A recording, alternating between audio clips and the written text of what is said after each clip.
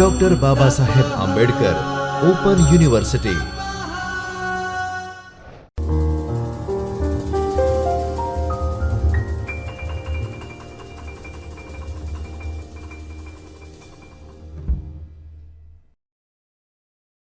નમસ્કાર વિદ્યાર્થી મિત્રો, હું doctor Paresh Chauhan, assistant professor સમાજશાસ્ત્ર વિભાગ. આપ સૌ વિદ્યાર્થી મિત્રોનું ડૉક્ટર બાબા સાહેબ આંબેડકર યુનિવર્સિટીના જ્યોતિર્મય પરિસરમાં આવેલ ચૈતન્ય સ્ટુડિયોમાં સ્વાગત કરું છું. વિદ્યાર્થી મિત્રો, આજે આપણે MSO 6 એની અંતર્ગત નગર સમાજશાસ્ત્રના વિભાગ 2 અને એમાં એકમ 4 ના પૂર્વ ઔદ્યોગિક નગરની લાક્ષણિકતાઓ વિશે જોઈશું. વિદ્યાર્થી મિત્રો, પૂર્વ ઔદ્યોગિક નગરની લાક્ષણિકતાઓની અંતર્ગત આપણે પૂર્વ ઔદ્યોગિક નગરમાં તેની પરિસ્થિતિકીય સંગઠન વિશેની માહિતી જોઈશું. ત્યારબાદ પૂર્વ ઔદ્યોગિક નગરમાં આર્થિક સંગઠન વિશે જોઈશું. પછી પૂર્વ ઔદ્યોગિક નગરમાં જોવા મળતું સામાજિક સંગઠન કેવું હતું એના વિશે જોઈશું. ત્યારબાદ પૂર્વ ઔદ્યોગિક નગરમાં રાજકીય સંગઠન વિશેની માહિતી લઈશું. પૂર્વ ઔદ્યોગિક નગરમાં ધાર્મિક સંગઠન વિશે પણ જાણીશું. અને એમાં જ છેલ્લે પૂર્વ ઔદ્યોગિક નગરમાં જનસંચાર, શિક્ષણ અને જ્ઞાનનું સ્વરૂપ કેવું હતું એ બાબતો વિશે આપણે આ વ્યાખ્યાનમાં સમજીશું. વિદ્યાર્થી મિત્રો, આધુનિક સમયમાં પાશ્ચાત્ય મૂડીવાદ આધારિત ઔદ્યોગિકરણને લીધે સમાજ વિજ્ઞાનીઓ વિકસતા સમાજોના નગરોના અભ્યાસમાં ખાસ રસ ધરાવતા થયા છે. લેટિન અમેરિકા, આફ્રિકા અને એશિયાના સમાજોમાં જોવા મળતા નગરોની વધતી જતી સમજૂતીથી સૌ કોઈ એવું સ્વીકારતા થયા છે કે આ સમાજોના નગરો એ સંયુક્ત અમેરિકા કે યુરોપના અતિ ઔદ્યોગિક સમાજોના નગરો જેવા નથી, પણ તે યુરોપમાં જોવા મળતા નગરો જેવા છે. ગિડિયન સ્ટોબર્ગ, ફોસ્ટર અને બીજા કેટલાક વિદ્વાનો એવા નગરોને પૂર્વ ઔદ્યોગિક નગરો તરીકે ઓળખાવે છે, કારણ કે આ નગરો આધુનિક ઔદ્યોગિક ક્રાંતિના પ્રતાપે ઉદ્ભવ્યા હોતા નથી. ગિડિયન સ્ટોબર્ગ પૂર્વ ઔદ્યોગિક નગરના સામાજિક માળખાની લાક્ષણિકતાઓ આ મુજબ સમજાવે છે. તેમને પહેલી લાક્ષણિકતામાં વિદ્યાર્થી મિત્રો પૂર્વ ઔદ્યોગિક નગરમાં પરિસ્થિતિકીય સંગઠન વિશે જણાવી છે. તો એ વિશે જોઈએ. પૂર્વ ઔદ્યોગિક નગરો બિન ઔદ્યોગિક વિસ્તૃત સમાજ વ્યવસ્થાના સામાજિક આર્થિક માળખાના અંગ હોવાથી ત્યાં કુલ સમાજની ગ્રામીણ અને કૃષક વસ્તીના પ્રમાણમાં ઘણા ઓછા લોકો રહે છે. એવા સમાજોમાં પરંપરાગત રીતે ખેતીવાડી થતી હોવાથી અને અવરજવરના સાધનોના અભાવને કારણે નાગરિક વસ્તીના નિભાવ અર્થે ગ્રામીણ જરૂરિયાતો બાદ કરતાં પૂરતો પાક પ્રાપ્ત કરી શકાતો નથી. તેથી મોટેભાગે પૂર્વ ઔદ્યોગિક નગરોનું કદ તુલનાત્મક રીતે નાનું હોય છે. નગરની આંતરિક બાંધણી નગરના આર્થિક અને સામાજિક માળખા સાથે સંકળાયેલી હોય છે. શેરીઓ તે લોકો અને પાળેલા પશુઓની અવરજવર માટેના રસ્તાઓ જ હોય છે, એટલે કે ત્યાં વેપારિક ક્રિયાઓ થતી નથી. મકાનો નાના અને ગીચ રીતે બંધાયેલા હોય છે.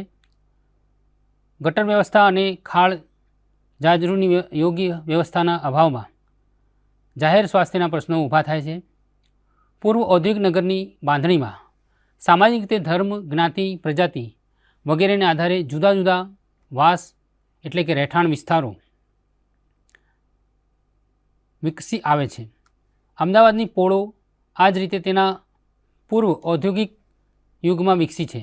તે ઉપરાંત ભારતના બીજા નગરોમાં પણ જ્ઞાતિ, પેટાજ્ઞાતિ અને ધર્મ વગેરેને આધારે જુદા જુદા વાસ તથા મહોલ્લા દેખાઈ આવે છે. ઘણી વખતે ધંધાકીય જૂથોને આધારે પણ એવા મહોલ્લા અને શેરીઓ વિકસી આવે છે.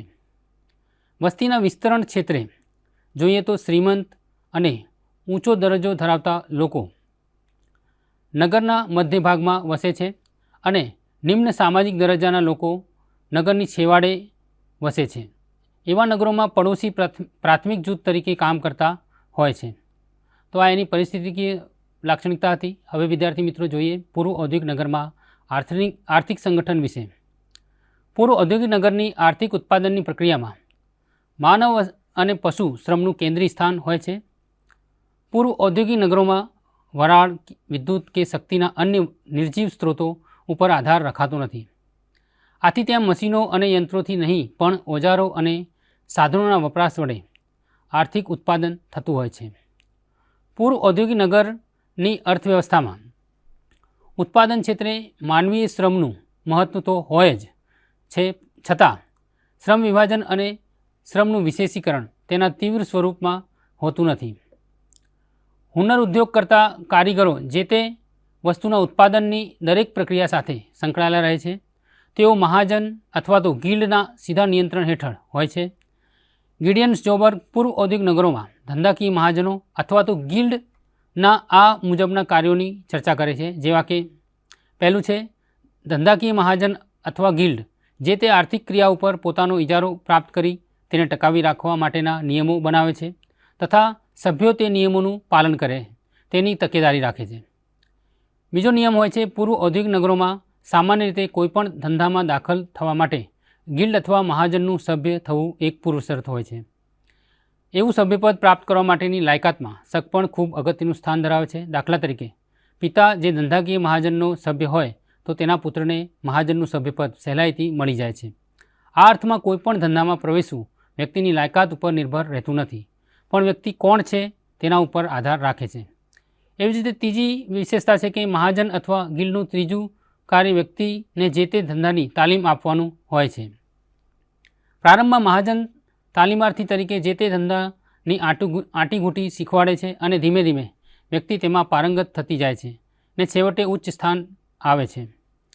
ચોથી લાક્ષણિકતા છે પોતાના સભ્યોનું ધંધાકીય પદમાં નિયંત્રણ કરવું. એ પૂર્વ ઔદ્યોગિક નગરોમાં મહાજનો અને ગિલ્ડ ચોથું મહત્ત્વનું કામ હોય છે. વળી સભ્યોમાં અંદરોઅંદરની હરીફાઈ ન થાય તે પણ મહાજન જુએ છે. પાંચમી વિશેષતા છે પોતાના સભ્યોના સ્વાર્થોને નુકસાન પહોંચાડે એવા વધારે પડતા કડક કાયદાઓનો વિરોધ કરવો તેમજ કર અને જકાત વગેરેના વધારે પડતા ભારને ઓછો કરવા માટેના પ્રયત્નો કરવા મહાજનની જવાબદારી હોય છે. છઠ્ઠી લાક્ષણિકતા છે ગિલ્ડ અથવા મહાજન સભ્યોને તેમના ધંધામાં મદદરૂપ થઈ શકે છે એવી નાણાકીય અથવા તો પારસ્પરિક મદદ માટેની વ્યવસ્થા તે ઊભી કરે છે. સાતમી વિશેષતા છે મહાજનોનું સાતમું કાર્ય જેમાં સભ્યોના ધંધાકીય વ્યવસ્થાઓ ઊભી કરવી તેની જવાબદારી છે. દાખલા તરીકે બીજા નગરોમાં વાડીઓ વગેરે હોલ બંધાવીને પોતાના સભ્યોને ત્યાં રહેવા માટેની ઉત્તમ સગવડ કરી આપવી એ એનું કામ હોય છે. એવા ભવનો ખાસ કરીને તે મહાજનો દ્વારા બાંધવામાં આવતા હોય છે કે જેના સભ્યો ધંધાકીય રીતે બીજા નગરો સાથે સંકળાયેલા હોય છે. આ ઉપરાંત મહાજન તેના સભ્યોને આર્થિક કટોકટી સમયે જરૂરી નાણાકીય મદદ કરવાનું કામ પણ કરે છે. પોતાના સભ્યોના કુટુંબીઓના લાભાર્થે પણ જુદી જુદી સામાજિક સેવાઓ અને મનોરંજનના કાર્યક્રમો પૂરા પાડે છે. ત્યારબાદની લાક્ષણિકતા છે કે પૂર્વ ઔદ્યોગિક નગરોના મહાજનો કેટલાક અગત્યના ઉત્સવો અને તહેવારો ઉજવવાનું કામ પણ કરે છે. મહાજનોની પોતાની માલિકીનું ધાર્મિક સ્થળ પણ હોય છે. વખતો વખત મહાજનોના આશ્રયે ધાર્મિક ઉત્સવો અને સાંસ્કૃતિક કાર્યક્રમો થતા હોય છે. ધાર્મિક મહત્ત્વના દિવસે કુળદેવીની પૂજા પણ થાય છે. આવી સામાજિક સાંસ્કૃતિક ક્રિયાઓને કારણે મહાજનોના સભ્યો સામૂહિક આનંદ માણે છે અને તેમાંના સામુદાયિક ભાવના તેમનામાં પ્રબળ થાય છે. આમ પૂર્વ ઔદ્યોગિક નગરોમાં મહાજનોના ઉપરોક્ત આ પ્રકારના કેટલાક કાર્યો આધુનિક ઔદ્યોગિક નગરોમાં મજૂર મહાજનો, વ્યવસાયિક સંગઠનો અને વેપાર મંડળો વગેરે દ્વારા કરવામાં આવતા કાર્યો સાથે સામ્ય ધરાવે છે. તેમ છતાં પૂર્વ ઔદ્યોગિક નગરોના મહાજનોનું સભ્યપદ સગપણ અને વંશ પરંપરાગતતા વગેરે જેવી બાબતો સાથે સંકળાયેલું હોય છે. જ્યારે કે આધુનિક ઔદ્યોગિક સમાજોમાં નગરોમાં જોવા મળતા મહાજનોનું સગપણ જેવી બાબતો સાથે સંબંધ હોતો નથી.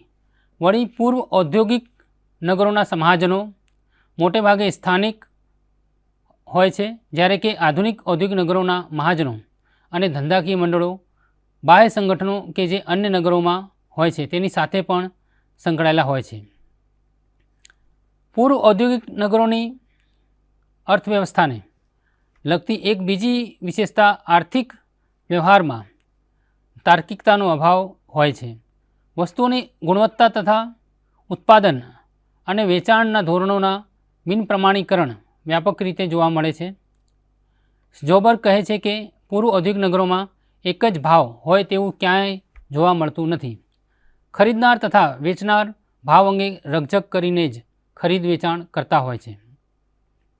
વેપાર નિરાંતે થાય છે. ઊંચા અને સારા ભાવ લેવાના આશયથી વસ્તુની ગુણવત્તા, વજન અને કદ વગેરેના આધારે છણાવટ કે શ્રેણીકરણ ઝાઝું થતું નથી. ભેળસેળ દ્વારા વસ્તુઓની ગુણવત્તા જ જળવાતી નથી. માપ અને તોલની બાબતમાં પણ અસરકારક પ્રમાણીકરણ હોતું નથી. એક જ નગરમાં ઠેક ઠેકાણે જુદા જુદા ભાવ અને તોલમાપ વગેરે જોવા મળી આવે છે. પૂર્વ ઔદ્યોગિક નગરોમાં હુન્નર ઉદ્યોગો અને કારીગરો વગેરે દ્વારા નાના પાયા પર ઉત્પાદન થતું હોય છે. વસ્તુઓનું મોટા પાયા પર વેચાણ થઈ શકે એવા બજારો વિકસિત હોતા નથી. કામ અને કામ કરનારા મજૂરોની સંખ્યા પણ ઘણી ઓછી હોય છે. માટે આધુનિક નગરો જેવા મજૂરોના પ્રશ્નો અહીં ઊભા થતા નથી. ઉત્પાદનના ક્ષેત્રે જે કંઈ શ્રમ વિભાજન કે વિશેષીકરણ જોવા મળે છે તે ઉત્પાદનની પ્રક્રિયા એટલે કે પ્રોસેસમાં વિકસતું નથી, પણ ઉત્પાદનની વસ્તુ એટલે કે પ્રોડક્ટ પરત્વે વિકસે છે. કારીગર જે તે વસ્તુના ઉત્પાદનની પ્રક્રિયાના તમામ તબક્કાઓ સાથે સંકળાયેલો રહે છે અને પોતે ઉત્પન્ન કરેલી વસ્તુનું વેચાણ પણ પોતે જ કરે છે. દાખલા તરીકે લુહાર, સુથાર, સોની, વણાટકામ કરનારા વગેરે પોતે જ જે તે વસ્તુનું ઉત્પાદન કરી તેનું વેચાણ કરે છે. જથ્થાબંધ વેપાર કરતા વેપારીઓ અરસપરસના ગામડાઓમાંથી ખેતીની પેદાશો જથ્થાબંધ ખરીદી લેતા હોય છે અને મોટા પાયા ઉપર વેપારનો ઉથલો કરતા હોય છે. જોકે આવા વેપારીઓની સંખ્યા ઘણી ઓછી હોય છે. મોટા ભાગના વેપારીઓ નાના પાયા ઉપર અને પરચુરણ વેપાર કરતા હોય છે. તેમની દુકાનો પણ મોટી હોતી નથી. ઘણી વખતે નજીવા ભાડે દુકાન અગર તો જગ્યા રાખી પોતાનો વેપાર કરતા હોય છે. આ વેપારીઓ ગ્રાહકોને આકર્ષવા માટે ભાગ્યે જ કોઈ જાહેરાત વગેરેની મદદ લેતા હોય છે. તેમની પાસે મોટા પાયા ઉપર માલની ખરીદી માટે પૂરતી નાણાકીય સગવડો હોતી નથી. તેમજ આ રીતે ખરીદેલા માલને સુરક્ષિત રાખવા માટે ગોદામો ન હોવાથી ખપ પૂરતું જ ખરીદતા હોય છે. સિઝન વખતે ઓછા ભાવે ખરીદી કરી બીજા સમયે ઊંચા ભાવ લઈ સિઝનનો નફો કમાઈ શકતા નથી. પૂર્વ ઔદ્યોગિક નગરોમાં એવા સ્થાયી વેપારીઓ ઉપરાંત ફેરિયાઓ પણ છૂટક વેપારના ક્ષેત્રે મહત્ત્વની ભૂમિકા ભજવતા હોય છે. જોબર્ગ જણાવે છે કે પૂર્વ ઔદ્યોગિક નગરમાં જમીનદારી વ્યવસ્થાની અસરો હેઠળ હોવાથી એવા નગરોમાં ઉચ્ચ વર્ગની સ્ત્રીઓ બજારમાં ખરીદ કરવા જતી નથી, પણ એવા ફેરિયાઓ કે જે ગલી ગલી અને ઘેર ઘેર ફરતા હોય છે તેઓ પાસેથી પોતાની જરૂરિયાતની કેટલીક વસ્તુઓ ખરીદતી હોય છે. પૂર્વ ઔદ્યોગિક નગરોમાં કેટલીક સેવાઓ આપતા સમૂહો પણ આર્થિક ક્રિયાઓના ક્ષેત્રે મહત્ત્વનું સ્થાન ધરાવતા હોય છે. એવી સેવાઓ આપતા સમૂહોમાં વાળંદ, ધોબી, સફાઈ કરનાર, મદારી, જાદુગર, રસોઈયા અને ઘરકામ કરતા નોકરોનો સમાવેશ થાય છે. સામાન્ય રીતે પૂર્વ ઔદ્યોગિક નગરમાં ભદ્ર વર્ગના કુટુંબોને કાયમી ધોરણે સેવા આપતા કુટુંબો વારસાગત રીતે સંકળાયેલા હોય છે અને તે તેમની પ્રતિષ્ઠાની બાબત મનાય છે. કેટલાક કિસ્સાઓમાં કલાકારો પણ એવા કુટુંબો સાથે કાયમીપણે જોડાયેલા હોય છે. જે તે ભદ્ર કુટુંબ તે કલાકાર અને તેના આશ્રિતનું ભરણપોષણ કરતું હોય છે. અતિશય આર્થિક વિષમતાને કારણે પૂર્વ ઔદ્યોગિક નગરોમાં ભિક્ષાવૃત્તિ, વેશ્યાવૃત્તિ અને ગુનેગારી પણ કેટલાક લોકોના જીવન નિર્વાહની રીત બની જતી હોય છે. પૂર્વ ઔદ્યોગિક નગરોની અર્થવ્યવસ્થામાં ધિરાણ અને વ્યાજ ઉપર મૂડીની ફેરબદલીને લગતું વ્યવસ્થાતંત્ર હોતું નથી. ખાસ કરીને મુસ્લિમ સમાજોમાં વ્યાજ કમાવા ઉપર ધાર્મિક નિષેધ હોવાથી એવી વ્યવસ્થાનો સદંતર અભાવ હોય છે. જે કંઈ મૂડીનું ધિરાણ થાય છે તે નાના પાયા ઉપર અને ખાનગી ધોરણે અમુક વ્યક્તિઓ દ્વારા થાય છે. ધિરાણ અંગેની જે કંઈ વ્યવસ્થાઓ હોય છે તે વેપારી વિકાસ કે આર્થિક વિકાસને પ્રોત્સાહન આપી શકતી નથી. સામાન્ય વેપારી કે વ્યક્તિને ધિરાણ કરવું એક આર્થિક જોખમ ગણાતું હોય છે. આથી વ્યાજના દર ઘણા ઊંચા અને પ્રતિરોધક હોય છે. છતાં ટૂંકા ગાળાના ધિરાણ પણ જોવા મળે છે. એવા નગરોમાં ધિરાણ પાછળ વાર્ષિક 30થી 40% જેટલો વ્યાજનો દર એક સામાન્ય બાબત મનાય છે. તેથી મોટેભાગે વ્યાપારિક અને અન્ય ધંધાકીય બાબતો માટે જરૂરી મૂડી પ્રાપ્ત કરવાનો સ્ત્રોત મિત્રો કે સગા સંબંધીઓ જ હોય છે. સામાન્ય રીતે પૂર્વ ઔદ્યોગિક નગરોની રાજકીય વ્યવસ્થા વેપારી હેતુઓ માટે મૂડી આપી શકે તેવી વ્યવસ્થા ઊભી કરવામાં કોઈ રસ ધરાવતી નથી. આથી સાહસિકોએ સ્વપ્રયત્ન દ્વારા નાના પાયા ઉપરના એકમો શરૂ કરી પોતાની ધંધાકીય અગર તો વેપારિક ક્રિયાઓ વિકસાવવી પડે છે. એક બાજુ ઉત્પાદનની ધીમી પદ્ધતિઓને કારણે મૂડીનું ઝડપભેર નિર્માણ થતું નથી અને બીજી બાજુ વ્યાપક બેકારી અને સસ્તી મજૂરીને કારણે નવી નવી શોધોને વેગ મળતો નથી. તેથી પૂર્વ ઔદ્યોગિક નગરની અર્થવ્યવસ્થા સ્થગિત રહે છે. સ્જોબર કહે છે કે આ સ્થગિતતા ઔદ્યોગિકરણ આવવાની સાથે જ નાશ પામે છે. તો આટલી ચર્ચા કર્યા બાદ હવે આપણે વિદ્યાર્થી મિત્રો જોઈએ પૂર્વ ઔદ્યોગિક નગરમાં તેના સામાજિક સંગઠન વિશે. વિદ્યાર્થી મિત્રો, પૂર્વ ઔદ્યોગિક નગરનું સામાજિક સંગઠન તેની અર્થવ્યવસ્થાને બંધ બેસતું હોય છે. અહીંયા આર્થિક વિષમતાઓ અને સામાજિક અસમાનતાને આધારે એકબીજાથી અલગ પડતા સામાજિક વર્ગનું અસ્તિત્વ હોય છે. એવા વર્ગોમાં એક નાનકડો વર્ગ ભદ્ર કુટુંબોનો હોય છે. આ વર્ગ સમાજમાં ઊંચી પ્રતિષ્ઠા ધરાવે છે તથા પોતાના નિભાવ અર્થે નીચલા વર્ગોની સેવાઓ તથા તેમના દ્વારા થતા આર્થિક ઉત્પાદન ઉપર આધાર રાખે છે. આ ભદ્ર વર્ગના લોકોમાં જ ઉચ્ચ શિક્ષણ હોય છે અને તેઓ જ રાજ્ય તથા ધર્મના ક્ષેત્રે ઊંચા હોદ્દાઓ ધરાવતા હોય છે. બીજો વર્ગ હુન્નર ઉદ્યોગો કરતા અને વિવિધ સેવાઓ આપતા સામાન્ય લોકોનો હોય છે. આ બંને વર્ગો વચ્ચે વેપારીઓ, અમલદારો અને ખેડૂતો વગેરેનો એક અન્ય વર્ગ હોય છે. એવા નગરોમાં સામાજિક ગતિશીલતા નહિવત પ્રમાણમાં હોય છે. મધ્યમ વર્ગ અને નિમ્ન વર્ગના લોકો પોતાની આર્થિક મર્યાદાઓ અને સામાજિક ધાર્મિક બંધનોને કારણે ભાગ્યે જ ઉચ્ચ અગર તો ભદ્ર વર્ગમાં જઈ શકતા હોય છે. આથી મોટેભાગે સર્વ પૂર્વ ઔદ્યોગિક નગરોની સમાજ વ્યવસ્થા ભારતની પરંપરાગત જ્ઞાતિ વ્યવસ્થાની જેમ બંધ વ્યવસ્થા જેવી હોય છે. વળી કેટલાક કિસ્સાઓમાં સામાજિક રીતે બહિષ્કૃત લોકોનો પણ આ વર્ગમાં સમાવેશ થાય છે. એવા વર્ગના લોકો વિસ્તૃત સમાજ વ્યવસ્થાના અંગ તરીકે ગણાતા નથી. જૂના વખતમાં ગુલામો, દાસો, ભિખારીઓ અને અસ્પૃશ્યો વગેરેનો એવા બહિષ્કૃત વર્ગમાં સમાવેશ થતો હતો. વિદ્યાર્થી મિત્રો, પૂર્વ ઔદ્યોગિક નગરોની સમાજ વ્યવસ્થા સગપણ અને વંશનું આગવું સ્થાન હોય છે.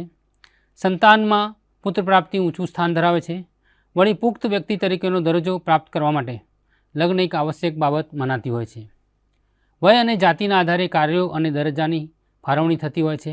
મોટે ભાગે સ્ત્રીઓનું જીવન કુટુંબની ચાર દિવાલ વચ્ચેના કામો સાથે સંકળાયેલું હોય છે. સ્ત્રીઓ જાહેર જીવનમાં ભાગ લે તો તે સારું ગણાતું નથી. સ્જોબર કહે છે કે પૂર્વ ઔદ્યોગિક નગરોમાં મોટેરાઓના વર્ચસ્વ અને જલ્દી થઈ જતા લગ્નને કારણે યુવા સંસ્કૃતિનો વિકાસ થઈ શકતો નથી. હકીકતમાં વૃદ્ધ વ્યક્તિઓની વધારે પડતી સત્તા તથા પૂર્વ ઔદ્યોગિક નગરોમાં સામાજિક પરિવર્તનના ક્ષેત્રે અવરોધ ઊભા કરે છે. વિદ્યાર્થી મિત્રો, પૂર્વ ઔદ્યોગિક નગરોની કૌટુંબિક રચના મુખ્યત્વે સંયુક્ત અથવા તો વિસ્તૃત કુટુંબ વ્યવસ્થાના રૂપમાં હોય છે. ખાસ કરીને ઉચ્ચ વર્ગમાં એવા વિશાળ કુટુંબો સહેલાઈથી જોવા મળે છે, પરંતુ નિમ્ન વર્ગના લોકો આર્થિક રીતે પછાત હોવાથી એવા વિશાળ કુટુંબો નભાવી શકતા નથી. તેથી તેઓમાં જોવા મળતા કુટુંબો તુલનાત્મક રીતે નાના અને એક બે પેઢીના સભ્યોના બનેલા હોય છે. તે સિવાય પૂર્વ ઔદ્યોગિક નગરના કુટુંબમાં પુરુષનું વર્ચસ્વ સર્વોપરી હોવાથી ઘણી વખત તેને પુરુષની દુનિયા પણ કહેવાય છે. પુરુષ જ કુટુંબના પ્રતિનિધિ તરીકે બાહ્ય જગતમાં ભાગ લે છે અને તેના નિર્ણયો એ જ કુટુંબના નિર્ણયો તરીકે મનાય છે. જાતિ બાબતોમાં પુરુષ કેટલીક સ્વતંત્રતા અનુભવે છે, જ્યારે કે સ્ત્રીઓમાં પતિ પ્રત્યેની વફાદારી અને ચરિત્રની પવિત્રતા જરૂરી મનાય છે. વળી એવા કુટુંબોમાં સ્ત્રીને કાંઈક ઊંચું સ્થાન 3-4 સંતાનો થઈ ગયા બાદ જ પ્રાપ્ત થાય છે. વળી સ્ત્રીઓમાં પણ જે સ્ત્રીઓ પુત્રને જન્મ આપ્યો હોય તેની કુટુંબમાં સારી સ્થિતિ હોય છે, પણ જે સ્ત્રી પુત્રને જન્મ આપવામાં ભાગ્યશાળી બનતી નથી તેની દશા ખૂબ ખરાબ હોય છે.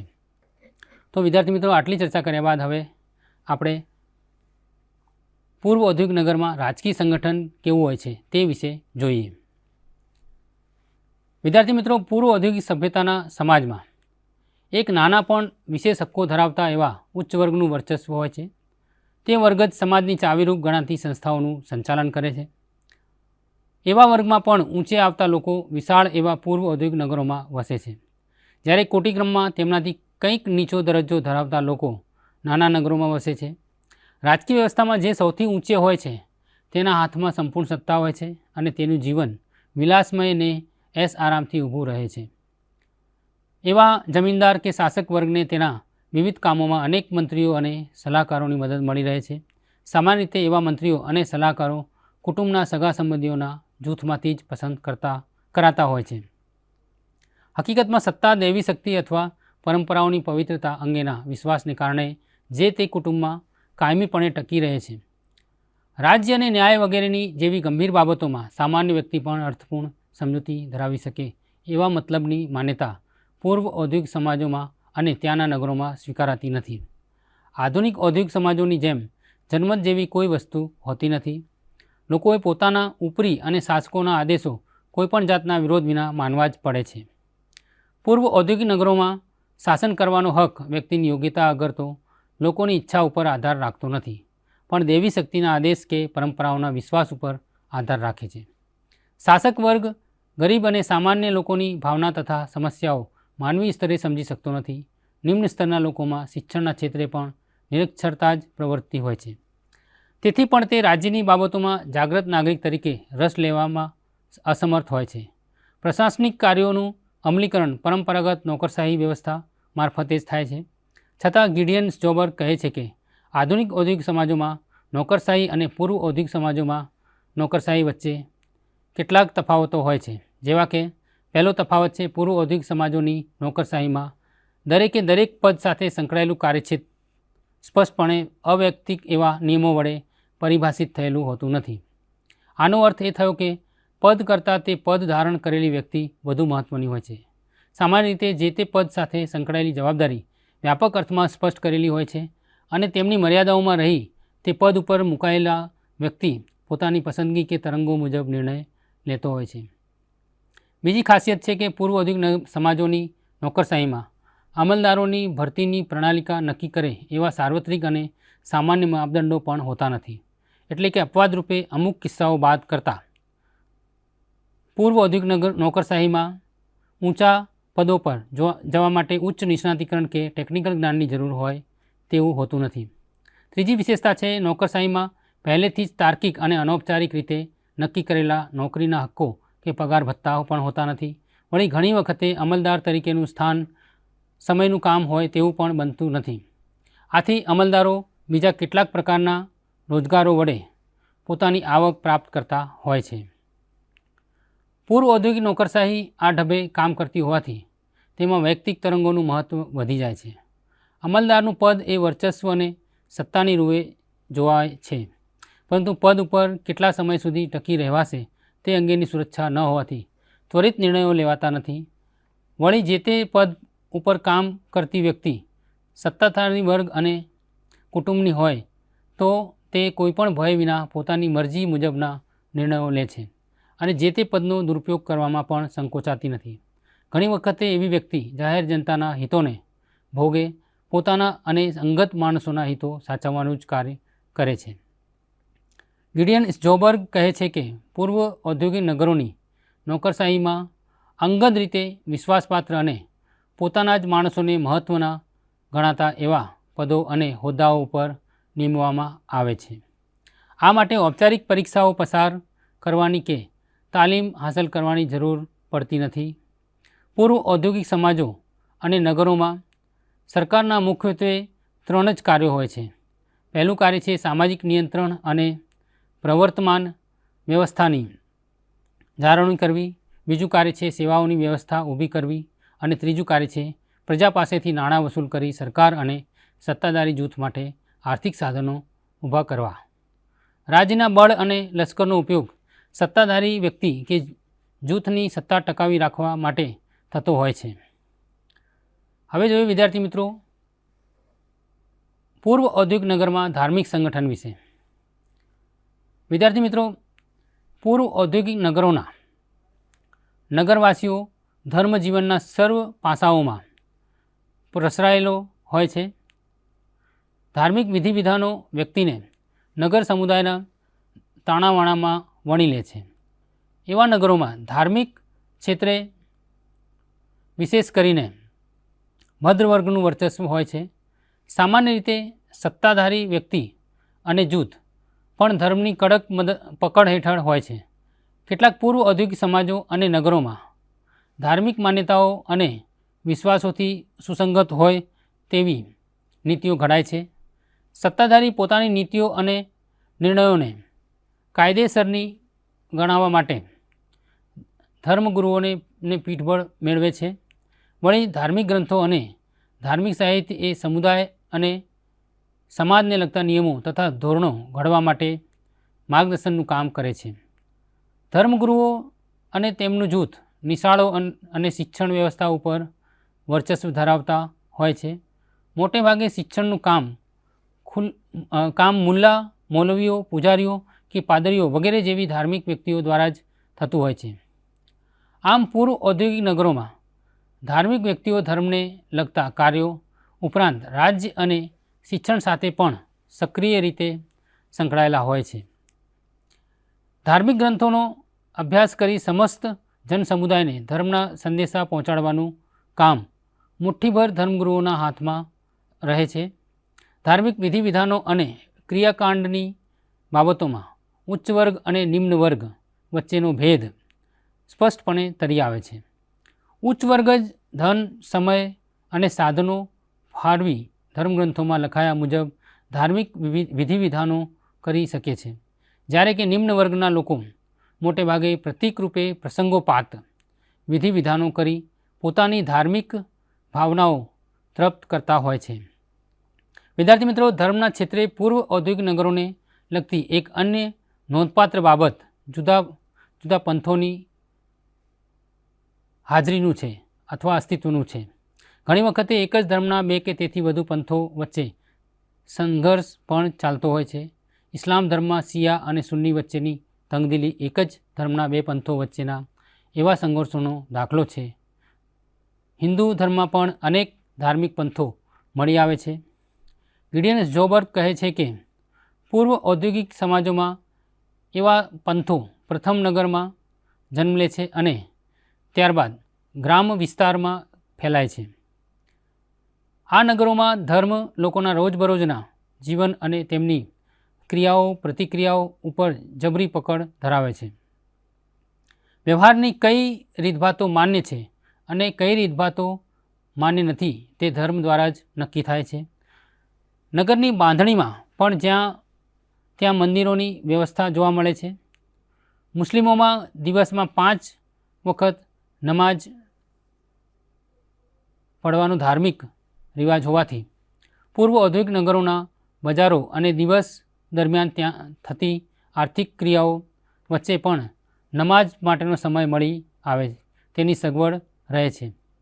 તે સિવાય અવારનવાર વિવિધ પ્રકારના ધાર્મિક ઉત્સવો, તહેવારો અને પવિત્ર ગણાતા દિવસો વૈયક્તિક, કૌટુંબિક અથવા સામુદાયિક ધોરણે ઉજવાતા રહે છે, જેથી ધાર્મિક ભાવના સબળ થાય છે. વિદ્યાર્થી મિત્રો, પૂર્વ ઔદ્યોગિક નગરોના જીવનમાં જાદુની પણ અગત્યની ભૂમિકા હોય છે.